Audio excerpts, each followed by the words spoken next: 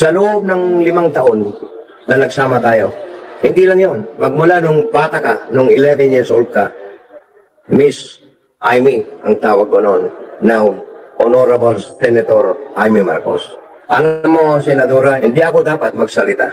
Pero parang nasaktan ang dibdib ko yung sinabi mo kay Master Bungit, now PBBM.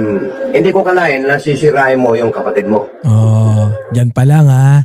Yun pa lang. It means talagang naninira ka na, Amy. Doon, no, walang instance na kung saan naging magkasama sila.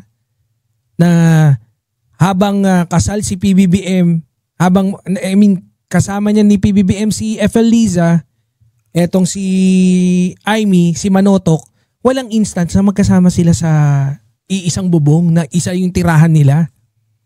Nung sa Hawaii, hindi rin pwedeng naging magkasama sila kasi nung pinadala na sila sa Hawaii, si PBBM nasa Hawaii, si Amy pumunta ng Morocco.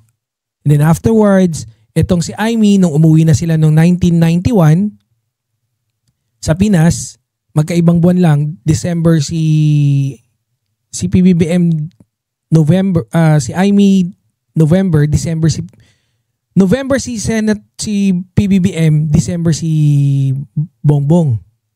Lastly po, Ma'am Senadora, nakikiusap po ako, you are very talented. You are Princeton graduate po. Napakatalino niyo po. Pero isipin niyo, huwag kayong you know that already, ma'am, you are very, very talented. You are very, napakahusay niyo po. Kaya yun ang last na mensahe ko po. Sana po, makakarating pa sa inyo itong mensahe ko, ma'am. And kung sakali man meron akong nasabing mali, tawagan lang ninyo ako. Mapapatunayan ko natin mga sinasabi ko. Hindi ako nagsisinungaling. Kaya, ma'am, kung mariluluod po ako sa inyo, gumising naman kayo. Gumising naman kayo, ma'am. Isipin niyong mabuti yung sinasabi niyo. Oh, yun. Gumising daw kayo. Tulog ka pa pala eh.